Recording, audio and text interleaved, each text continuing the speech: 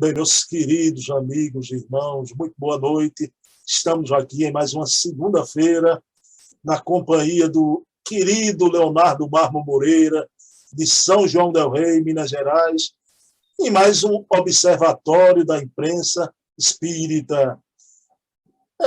Toda semana a gente fazendo uma análise ligeira, uma visão nossa de algo da imprensa escrita, falada ou televisada.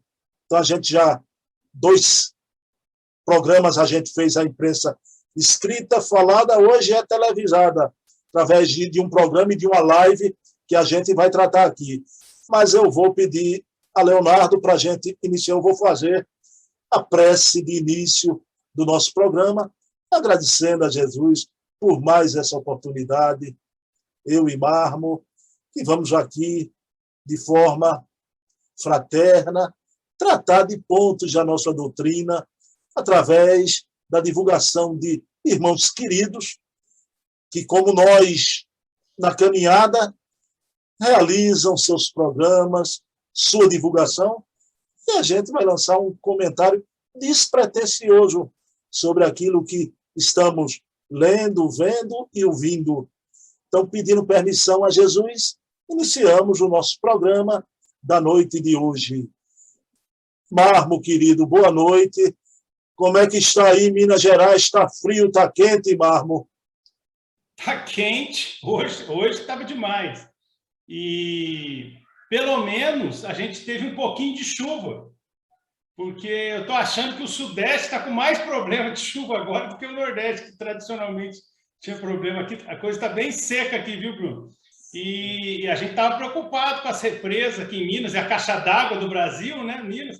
Mas essa semana, pelo menos, choveu um pouquinho, não foi muito, mas hoje foi bem quente. Essa crise hidrelétrica aí está causando pavor, né, meu amigo? A gente ter apagão aí, pelo amor de Deus. Mas a crise está no mundo, né, Marmo? Eu vi a Inglaterra faltando gasolina, Marmo, né? Engarrafamentos homéricos já em Londres, já.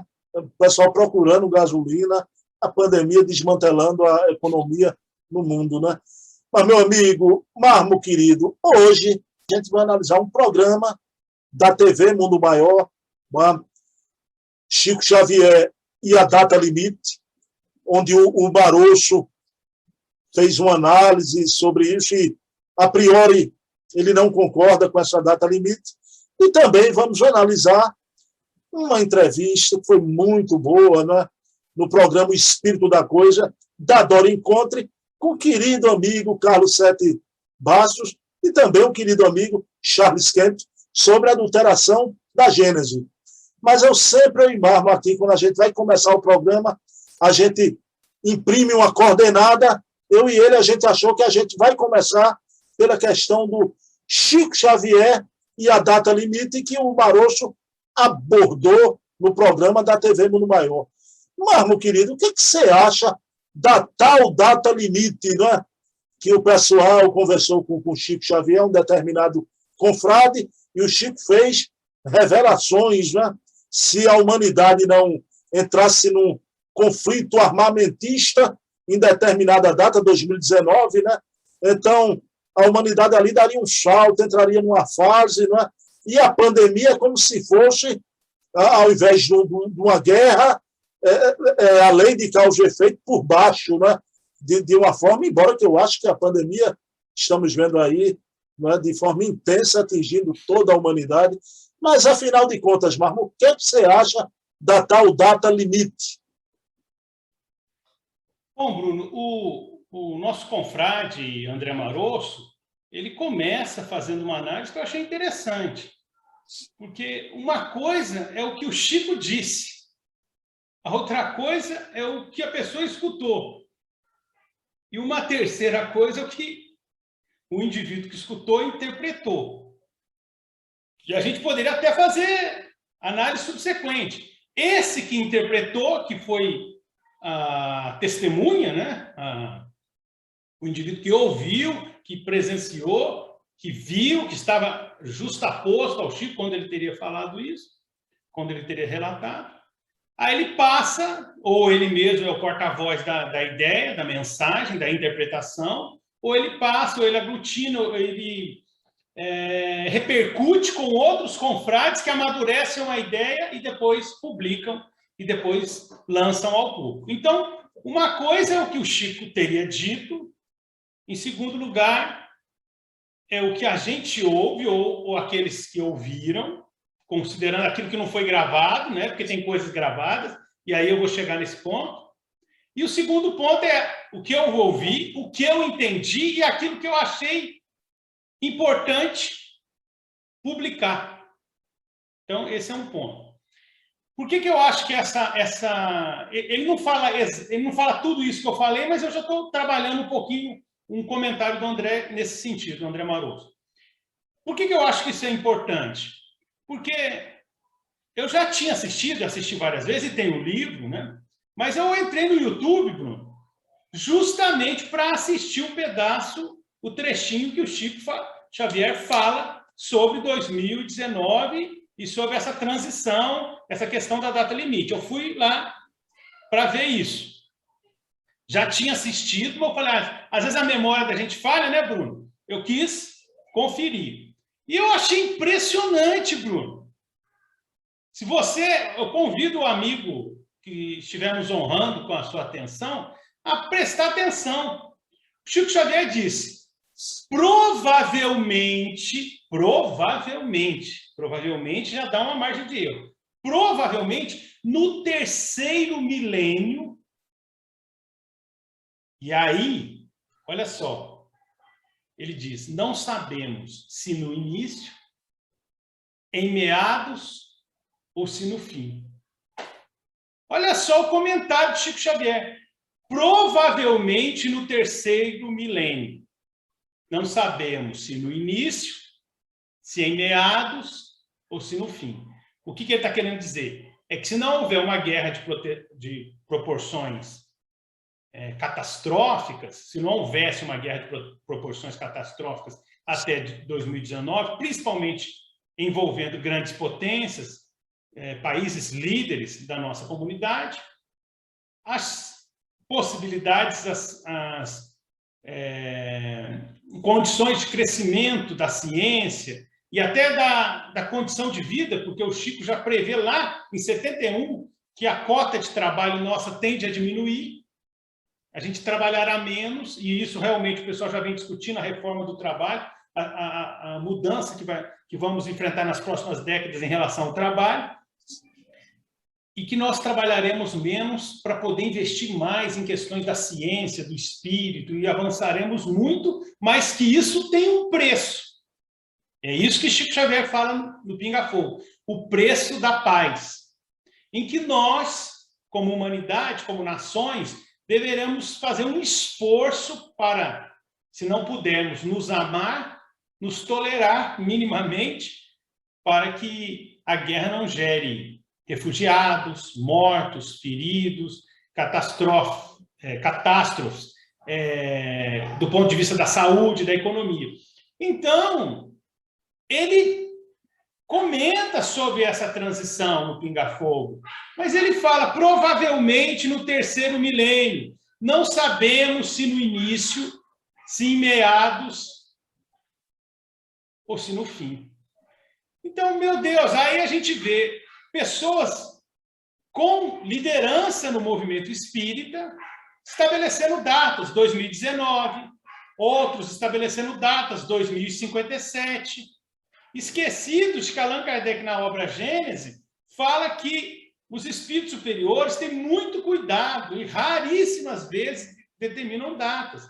Então, o Chico Xavier estava dizendo de um processo que iniciaria a partir de 2019, um processo muito lento e gradual. E nós estamos falando de 1 milênio, ele não sabe se no início, em meados a gente está falando de 500 anos.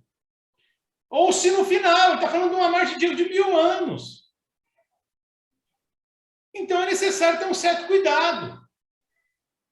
Porque a gente vê lideranças do movimento espírita estabelecendo transições que não fazem sentido. Por quê?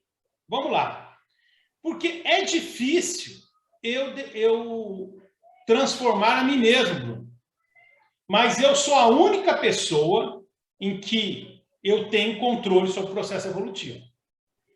O único indivíduo que eu tenho controle minimamente substancial, poderia dizer significativamente substancial, em termos de ação, pelo pensamento, pela vontade, pela disciplina, sou eu mesmo. E os outros irmãos? E os companheiros? E os meus familiares? Eu influencio. Mas o impacto da minha influência depende muito do livre-arbítrio do próprio indivíduo e da decisão do indivíduo evoluir, dele se aplicar aqueles rigores da disciplina, dele querer avançar, dele querer seguir um exemplo ou uma orientação. Porque Deus nos ensinou, nos forneceu, e a doutrina nos ensina, o livre-arbítrio, que é a base da lei de Deus. Então, por que eu estou falando isso? Porque uma coisa é a gente discutir as dificuldades e a luta para a nossa evolução individual, pessoal. A outra coisa é você falar de evolução de grupos muito numerosos, porque aí depende do livre-arbítrio de cada um. Então, quando você faz planejamentos envolvendo a evolução de um país igual do Brasil, que tem 213 milhões e 300 mil habitantes, segundo as últimas avaliações, estamos chegando em 214, 215 milhões, provavelmente no ano que vem. Então, como é que nós vamos decidir a evolução desse grupo? E de outros grupos? E do planeta inteiro? E não só dos encarnados, mas também dos desencarnados. Então, você criar evolução, você criar mecanismo que gere efeitos efetivos, significativos de evolução para uma coletividade muito grande, às vezes é um processo muito lento. Então, o Chico fala uma coisa e muitas vezes o pessoal interpreta outra. Ele disse algo, sim, sobre isso, mas ele falou que vai começar um processo de transição. Porque essa transição é muito lenta e gradual. Olha só, nós espíritas, pelo menos segundo o censo, retirando os chamados simpatizantes, nós deveríamos estar com 3% da população brasileira. No mundo, o nosso número é minúsculo. Por que eu estou dizendo isso? Porque o espiritismo tem um papel importante na sociedade brasileira, que por sua vez tem um papel importante na sociedade do mundo. Mas essa transformação contempla toda a sociedade, espíritas, espiritualistas, não espiritualistas. Então, é um processo coletivo complexo. E, muitas vezes, essa visão apocalíptica que sempre a humanidade teve, de esperar uma transição drástica, tem a ver com duas coisas. Uma certa insatisfação que a gente sente, então a gente quer pressa, a gente tem pressa para que as coisas mudem, porque a gente está entediado, um pouco decepcionado, desapontado com a realidade que a gente vive. E o segundo aspecto é achar que nós fazemos parte do melhor recorte, da melhor parte. E se a providência divina, porventura, falar assim, olha, Leonardo, você vai ficar. Se a gente fizer a transição agora, você fica. Eu falo, opa, não, então me dá mais tempo. Então, é essa dificuldade que eu acho que, muitas vezes, a gente não presta muita atenção. Agora, só para fechar esse comentário, tem um comentário que eu achei muito interessante, que é um internauta, uma pessoa que estava acompanhando o programa, pergunta quais serão aqueles que não estarão mais presentes na Terra. E o Marosso fala, cita inclusive grupos terroristas, grupos mais radicais e questão da violência. De fato, Jesus deu essa dica para nós quando ele disse, no capítulo 5 do Evangelho de Mateus, versículo 5, bem-aventurados os mansos, porque eles herdarão a terra. Porque os problemas da humanidade, nós conseguiremos, de uma forma ou de outra, ir equacionando com maior ou melhor qualidade nas resoluções, se tivermos vencido esse grande problema da violência. Então, a violência tem que minimizar na nossa sociedade. Se a gente diminuir a violência, os povos acabarão se acertando pelas trocas comerciais, pelos acordos diplomáticos, a gente realmente tende a entrar numa fase melhor. Agora, só para fechar, se Deus quisesse, por decreto, melhorar o mundo, ele tem uma medida provisória, né, na canetada, que ele resolve esse problema. É só enviar para a reencarnação aqueles que estão em condições melhores. Não precisa cair um cometa, um asteroide, não precisa explodir vulcões, ter terremotos, vendavais, furacão, nada disso. A gente continua vivendo como estamos vivendo e não precisa sair desencarnando ninguém, mesmo com a expectativa de vida aumentando, mesmo com pessoas muitas vezes com poder agindo equivocadamente, são circunstâncias, do ponto de vista histórico, relativamente rápidas. E aí, em 10, 20, 30 anos, se os novos bebês forem espíritos de um certo nível, daqui 20, 30 anos, 40 anos, a gente já vai perceber uma sociedade num nível melhor. Agora, claro, também é importante a questão dos desencarnados. Não basta só reencarnar os espíritos que estão melhores, né? A espiritualidade teria também, talvez, que circunscrever ou, por migrações planetárias, transferir para outras localidades, aqueles grupos que perturbam mais através da obsessão. Mas isso seria um processo. Então, o que acontece? Só que esses irmãos que vão ser transferidos, que podemos ser até nós vamos continuar o nosso processo evolutivo em outros planetas, porque todos são filhos de Deus e todos estão no processo evolutivo. Então, é por isso que o joio e o trigo demoram para ser separados. Porque Deus, que é pai do trigo, mas é pai do joio também. É pai dos que estão melhores, mas é pai dos que estão piores. E os que estão piores vão continuar o seu processo evolutivo. Então, esse tempo dessa transição tem que ser cuidadoso. Agora, eu friso isso. Chico Xavier disse no Pinga Fogo, em 1971. Provavelmente, ainda colocou uma margem de erro, provavelmente no terceiro milênio. Não sabemos se no início, em meados ou no fim. É 1000 anos de transição. Então, se a gente relê a Gênesis, né, Bruno, a gente percebe que precisávamos de um ajuste nessa discussão, a meu ver. Bom, meu querido Marmo, eu vou fazer aqui uma réplicazinha rápida e você dá o fecho rápido também nessa questão. Marmo, você foi muito feliz. A humanidade adora essa coisa escatológica de fim de mundo, né? Mas, veja bem, a coisa toma um absurdo, né? E a gente vê os formadores de opinião, oradores, tratando o Marmo. Tem um conhecido, eu não vou citar o nome, mas todos sabem quem é, que ele ultimamente está falando em Neribu, Hercóbulos, que está se aproximando da Terra, né? Então, você vê a pessoa que até ontem tinha uma linha doutrinária, não é, coerente, então parte para essa coisa escatológica. Você citou a obra de coroamento, Kardec, a Gênese e as predições segundo o Espiritismo, né? E Kardec diz exatamente, Marmo, como você colocou, a nova geração que viria sucederia essa velha que os que não puderem ficar aqui pelo nível evolutivo vão para os órbits. Agora, eu acho que o problema é exatamente você colocar um marco aí, uma baliza, uma data limite.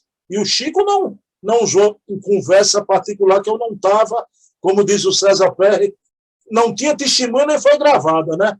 E quando as pessoas trazem essas coisas de data limite, aí traz outras informações, as mesmas fontes, que Bezerra e Chico começaram uma guerra lá em Capela, a guerra nuclear. Aí você, para separar o joio do trigo, Marmo, o espiritismo é coisa séria, né? Eu acho que a gente tem que ficar na informação fidedigna, coerente com Kardec, e hoje a gente está na fase muito das fontes primárias. Então, a gente falar sobre profecias, que existe, que é um profeta, um alto-falante da eternidade, né? Mas sempre traça linhas gerais. O que era um problema que antigamente, Marmo, era numa aldeia, né? Hoje, digamos assim, a grande tribulação é porque a problemática que era restrita a aldeias, graças à comunicação rápida, hoje assume um fórum de problema universal, né? O que atinge a gente aqui, atinge a Europa, atinge a Ásia. Então, é um momento que a humanidade dá um salto evolutivo e vai chegar à sua fase de regeneração. Agora, você foi muito feliz, não é? E essa nova geração, você disse, vai chegar o momento, Marmo, mas você não acha que já tem alguns elementos que estão chegando aí de umas décadas para cá, as crianças propensas, às vezes até a questão da alimentação, de hábitos, não é? Mais saudáveis até que os próprios pais, não é, meu amigo? Sobre o seu comentário inicial, Bruno, justamente porque essa questão do Chico disse, Chico não disse, Chico fica esse disse-me disse, será que ele disse? Será que eu interpretei? Justamente por isso eu estou citando o Pinga Fogo, porque tem o YouTube, está gravado, mas isso não quer dizer que a nossa interpretação em relação a essa transição está correta, porque a evolução é muito lenta e gradual. E isso que você coloca é verdade. A gente percebe muitos valores nas novas crianças. Por outro lado, como a população do mundo cresce, né, Bruno? Também tem crianças que parece que têm mais problemas. Então, essa é uma questão interessante. É como se fosse uma geração velha e uma nova que chega, não é, Marmo? Exatamente. Porque a população do mundo, Bruno, chegando aí em 8 bilhões e avançando e crescendo, é por isso que a gente tem que controlar a violência. Bem-aventurados os mansos, porque herdarão a terra, porque o espaço vital de cada indivíduo vai diminuir. E a gente vai ter que administrar melhor a comida, a água. A gente estava comentando sobre a questão da crise hídrica, a eletricidade. A gente vai ter que saber conviver mais com espaço menor e com mais educação. Você vê a aprovação coletiva, vamos colocar assim, que todos vivenciamos no trânsito. O trânsito é um desafio para nós, não é? Então, estão vindo muitos espíritos de elevada condição, mas também com esse crescimento populacional, nós também admitimos que vêm outros espíritos que não estão tão bem assim, que estão tendo outras chances. Por isso a gente percebe grupos com características espirituais e culturais bem variadas. Então, a gente vai passar por uma fase em que a gente vai perceber crianças com hábitos, com tendências culturais muito variadas. E eu imagino que vai acontecer nesse sentido. E muitos muito elevados e alguns também com tendências mais limitadas. Mas isso faz parte, porque André Luiz e Emmanuel também deixou claro para nós que o número de desencarnados, em relação ao número de encarnados na crosta terrestre, o número de desencarnados é bem maior. Então, por isso que Chico Xavier e Divaldo Franco sempre falam que a fila é grande. Então, vai, meu filho, vai rápido para a reencarnação, porque a fila é grande. Porque tem muita gente do lado de lá. Mesmo com as migrações, mesmo se a providência afastar espíritos mais grosseiros, mais atrasados, mais violentos, nós ainda teremos grandes desafios, porque o aumento populacional vai impor isso para nós. E aí nós vamos ter que trabalhar essa questão da educação, da paz, da civilidade no relacionamento com o vizinho, da tolerância, o relacionamento entre povos, porque as crises de imigrantes tendem a aumentar, porque a pessoa está num país muito pobre, ela começa a ficar desesperada, ela vai para o país que está em melhores condições, como é que nós vamos lidar? A Europa, os Estados Unidos já sentem muitas dificuldades com isso. Então, eu acho, Bruno, que a gente tem que tomar um certo cuidado na análise dos ditos de Chico Xavier, às vezes tem um pouquinho de fanatismo da nossa parte na interpretação. Perfeito, meu amigo. Mas, meu querido Leonardo Marmo, vamos lá para a Dora Encontre, o espírito da coisa.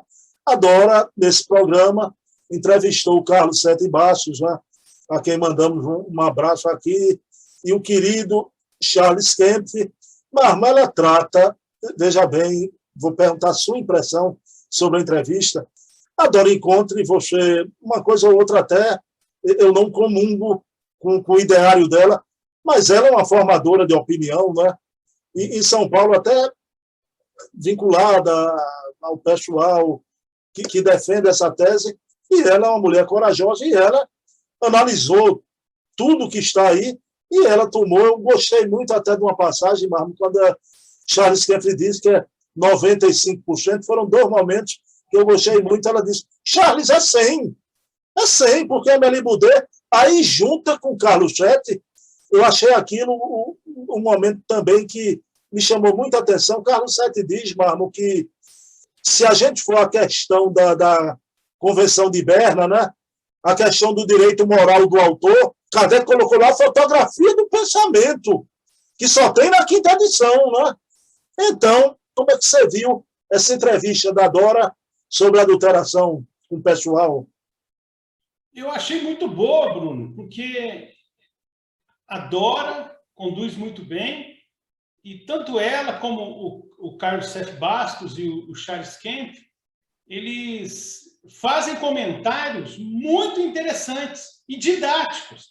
Então, digamos que algum confrade não tenha acompanhado muito bem a discussão, o debate, tem ouvido falar, tem acompanhado por alto, se assistir esse vídeo, vai ter uma noção bem interessante. Por exemplo, um primeiro comentário que eu achei interessante é o Carlos Sete Bastos fazendo um resumo do processo no qual ele encontra uma 5ª edição de 1869, na Suíça, porque quando a Simone Privato tinha publicado o livro dela, ela tinha falado de uma declaração de impressão de 1869 que ela atribuiu à 4ª edição da Gênesis, né, de 1868. Ele achou estranho aquilo, ficou com a dúvida e acabou encontrando o livro, porque a declaração de impressão não faria sentido ser tão posterior. Então, esse comentário do Carlos F. Bastos eu achei muito importante.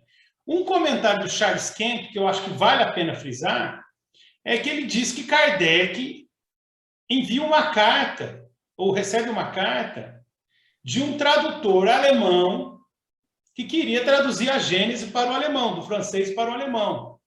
E essa carta que Kardec vai responder, essa comunicação via Correios teria acontecido entre setembro e outubro de 1868.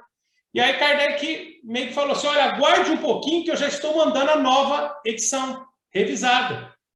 Então, é uma informação muito importante. Outra questão que eu achei interessante é a questão da motivação que a Dora Encontre levanta. Porque eu concordo com o comentário da Dora, Bruno. Acho que você concorda também. Eu não vi uma diferença de conteúdo doutrinário entre a 4ª edição e a 5ª, assim como a Dora não viu. E acredito que você também não tenha visto. Né? Uma diferença de ensino doutrinário entre a 4ª edição e a 5ª edição. E eu também não vi uma diferença de conteúdo doutrinário, de mensagem doutrinária, de essência de ensinamento entre a 3ª edição e a 4ª edição de O Céu e o Inferno. Então, se não há uma modificação da essência do conteúdo, qual seria a motivação? E aí ela levanta essa questão, que eu achei muito bem colocada, e aí discute, por exemplo, a possibilidade de ser o rustenguismo. O que é muito estranho, porque o Lemarie, ele assume a liderança da sociedade em 1871. E depois ele se envolve com o Jean Guérin, que era rustenguista, mas ele não era. Ele até fazia críticas a Rustem, ele não era muito bem rustenguista. Ele até travou mais contato com a Madame Blavatsky, o pessoal da teosofia, mas ele não era muito afeito ao Rustem. Então seria estranho. Mas ainda assim eu gostei muito do comentário do Charles Kempf, Bruno. Porque quando eu leio a 4ª e a 5ª edição da Gênesis, eu sinto falta daquele parágrafo. Eu acho que realmente é um parágrafo interessante, que talvez Kardec não precisava ter tirado. Mas o Charles Kempf elaborou muito bem. O Charles Kempf, de uma forma bem humorada, diz: eram 6 marteladas na ideia do corpo fluídico.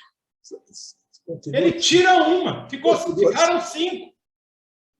E tem que dizer, foi a impressão que eu tinha, até um parágrafo que eu gosto. Achei que talvez Kardec não precisasse. Até eu assisti de novo a sua entrevista com o Evandro Noleto Bezerra, né, Bruno? O Evandro disse que na tradução dele, ele coloca em nota de rodapé o parágrafo que foi retirado. Perfeito. Não é? Então, olha só, são 5 marteladas. Kardec, eram 6, caiu para 5, porque Kardec tirou 1. Mas a essência do pensamento está lá. A essência do pensamento está lá. Porque Kardec, ele é muito didático, ele é muito objetivo, ele explica com várias analogias e vários caminhos diferentes para a gente entender, mas ele também tem cuidado de não ser excessivo.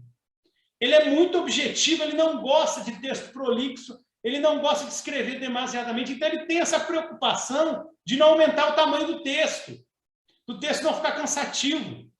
Então, ele deve ter achado que com 5 parágrafos, com 5 marteladas, como diz o Charles, estava suficientemente esgotado o assunto. Não é? Então, agora, quem gostar mais da quarta, a gente pode ler a quarta e a quinta, né, Bruno? A gente olha lá o parágrafo que ficou na quarta. Eu tenho as duas. A quarta e a quinta. Exatamente. E aí a gente lê a quinta por causa da fotografia do pensamento. Eu, particularmente, Bruno, eu gosto do prefácio do Céu e Inferno, que está na terceira e não está na quarta. Eu acho um prefácio fantástico, maravilhoso, espetacular. Então, eu gosto. Marmo, o teu som deu uma baixada aí. Pode aumentar um pouquinho? Ok. Eu gosto do prefácio da terceira edição do Céu e Inferno. Gosto muito. E leio. E tenho a terceira edição e tenho a quarta. Mas não acho que o conteúdo é diferente da terceira e da quarta, mesmo gostando do Céu e Inferno. Então, eles também discutem isso, a Dora Encontro, o Charles Kemp e o Carlos Sérgio Bastos. Num certo sentido, foi importante essa polêmica, porque hoje a gente estuda mais, compreende mais que são edições diferentes e podemos estudar essas edições, não é? Agora, não acho que mudou o conteúdo, é outra coisa. Você fala assim, olha, aquele parágrafo da Gênesis é legal. Ok, vou ler aqui na quarta, tá a quinta sem, mas o conteúdo é o mesmo. Olha, eu particularmente gosto muito do prefácio do Céu e Inferno, da terceira, que não está na quarta. Então eu pego e leio. Eu já vi uma edição, Bruno, que foi tipo híbrida. Aquilo que falta numa, está na outra, e ela muda a letra. Então, o pessoal está trabalhando as duas edições, você pode olhar as duas edições, porque o que importa é que a gente tenha o material da melhor maneira possível para a gente estudar. Mas, realmente, os comentários, né, Bruno, fica muito difícil acreditar que houve adulteração, né? Mas eu acho que o mais importante é a gente estar predisposto a ler as duas edições, não é? Porque o conteúdo doutrinário é o mesmo, né, Bruno? Marmo, eu quero te fazer uma pergunta que eu acho muito importante para esse fecho. Mas antes, só uma coisa, você estava falando, Marmo. Por isso que eu acho que foi muito bom o programa da Dora, e esse pessoal que está se debruçando sobre os documentos, às vezes, Marmo, eu sei, por eles mesmos, eles não querem mais nem permanecer nessa coisa da adulteração da Gênese. Trouxeram os elementos, mostraram aí, mas eu acho importante, vez ou outra, está se voltando, Marmo, porque a gente tem um extrato, digamos assim, não é elite, né, mas um extrato da inteligência espírita, que ninguém aceita mais a tese da adulteração, só que o pessoal que divulga a tese está fazendo lives com milhares de pessoas, que sobrepuja as outras lives, e você percebe uma base de espíritas que são os milhares ouvindo essa cantilena. Então é bom, na qualidade que foi uma entrevista com a de Dora, vez ou outra retornar a isso, né? Isso até eu acho que é um dever perante a sociedade espírita, né? Mas, meu amigo Marmo, olha a pergunta final, a pergunta quente a gente deixa para o fim, tá sabendo? A gente deixa para finalizar o programa. Estou brincando, Marmo. Mas veja bem, você falou no parágrafo do Céu e Inferno. Essa questão que você falou em Rustem, as questões, as palavras de pena, tá? Castigo, não sei o quê, aí que a adulteração foi para tirar a moral autônoma de Kardec. Então, em nome de uma autonomia, então vamos revisar a obra tal. O que você me diz essa ideia de autonomia, meu querido Marmon? A primeira coisa que eu falaria, Bruno, sobre até um comentário da Dora, a Dora diz assim, não, porque tem muitos padres que fazem parte, espíritos que teriam sido padres, como nós sabemos, que fazem parte da falange do Espírito de Verdade. E aí eles têm um pouco do estilo católico e um pouco do jargão católico na maneira de elaborar o texto.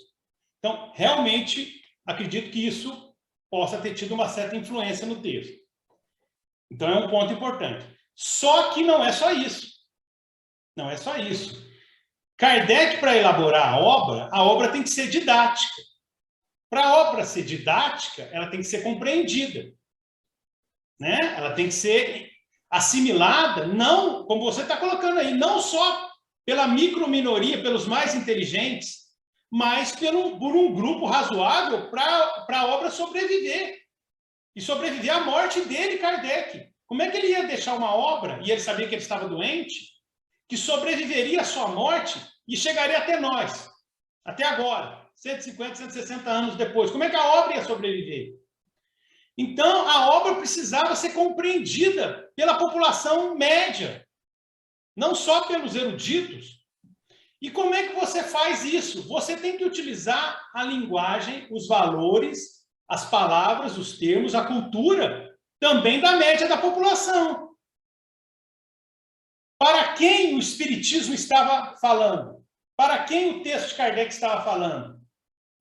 Eram espiritualistas, em sua maioria católicos, em uma minoria protestantes. Nós estamos falando de França, de Bélgica e do mundo mais ocidental, não é isso?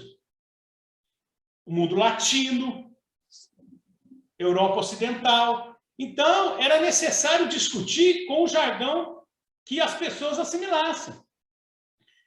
Então, eu acho que não é só porque eram padres. Isso é um ponto que influencia no estilo pessoal do autor espiritual. Mas também Kardec tinha que falar uma linguagem que as pessoas compreendessem. E a cultura majoritária era católica. Então, você tinha que usar os parâmetros da maioria católica para eles entenderem o que estava sendo discutido e qual era a nova proposta que estava sendo apresentada.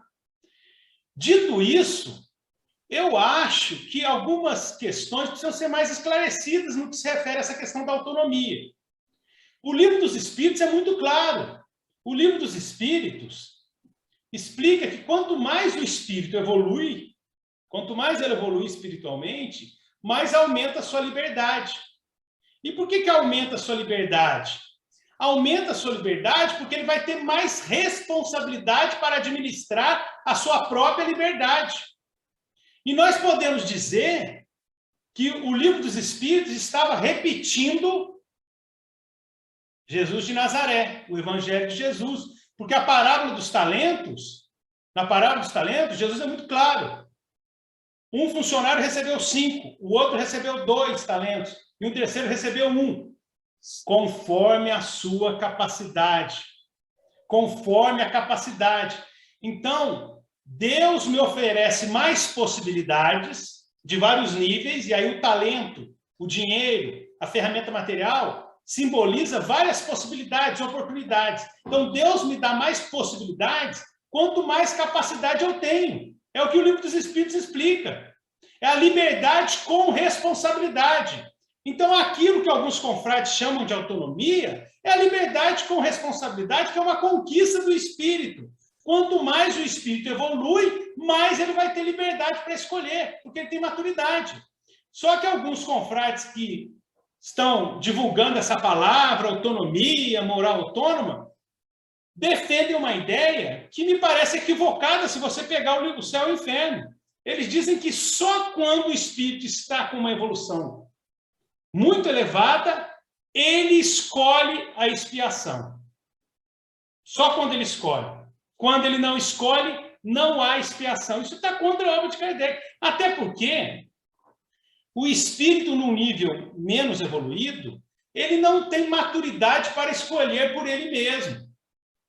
A gente vê isso claramente na obra de André Luiz. alguns espíritos reencarnam no laço. Eles não participam do processo. O pai do André Luiz estava no umbral, com 2 ex-amantes lá no umbral, em regiões de sofrimento. Ele não participou, ele não tinha a menor condição de sair de lá e não participou do processo do planejamento reencarnatório. Então, quem é que planeja a sua reencarnação? Quem tem condição.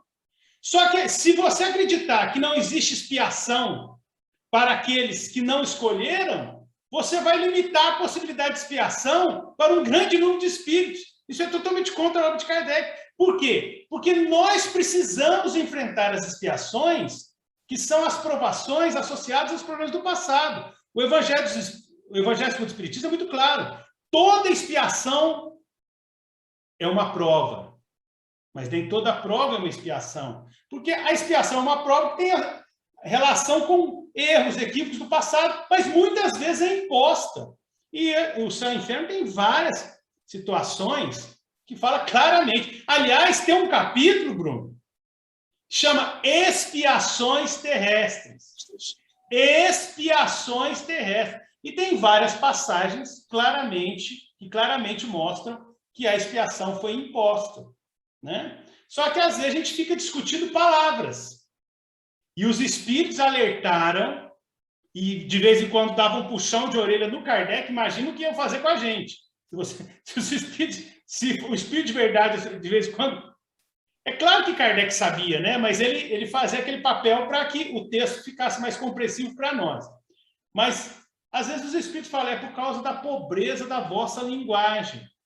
Então, a gente usa um malabarismo de palavras, mas não resiste a uma certa análise. Então, a gente evolui, a nossa liberdade com responsabilidade evolui. A autonomia é razoável à luz do pensamento espírita? Sim. Mas ela é uma conquista do espírito que fez por onde?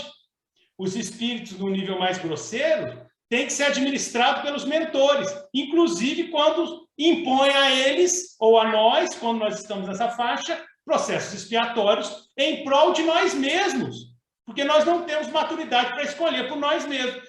O meu filho, a minha filha, quando eles são muito pequenininhos, eu tenho que decidir em que escola eles vão estudar. Eu tenho que decidir uma série de questões relacionadas à vida deles, porque eles não têm maturidade, condições ainda para escolher por si mesmos. Na hora que eles crescem, eles vão escolhendo por si próprios. E assim acontece com o espírito imortal também. Sem comentários, Marmo, né? Brilhante sua finalização. E eu concordo, o pessoal às vezes adora discutir semântica. Fica meramente uma questão de semântica. Meu amigão, pessoal, amanhã no nosso canal, às 20 horas, a resenha Chico Xavier com Silvio Mariano, não é? E segunda que vem, eu e Marmo estaremos aqui novamente agora. Vamos voltar a ver a imprensa escrita, sempre essa conversa despretensiosa, né? Mas uma conversa franca e sincera. Eu tenho certeza que vocês estão vendo meu olho de mármore, né? A nossa conversa aqui, franca, sincera e verdadeira, né, sobre a nossa querida e amada doutrina espírita. Marmão, tu faz a prece final. Vamos lá. Deus, nosso Pai, amigos espirituais que protegem esse trabalho, agradecemos a proteção, a inspiração e pedimos para a gente poder avançar no entendimento da doutrina espírita. Ajude a todos os irmãos que estão sintonizados conosco, a todos que estão enfermos do corpo e da alma. Esteja conosco, Pai de amor, hoje e sempre, que assim seja. Amigão, toca aqui, Marmão. Pessoal, até semana que vem. Marmão com a lupa do tamanho do bonde, analisando as coisas aí, viu? Abração, querido. Paz e bem, Marmão.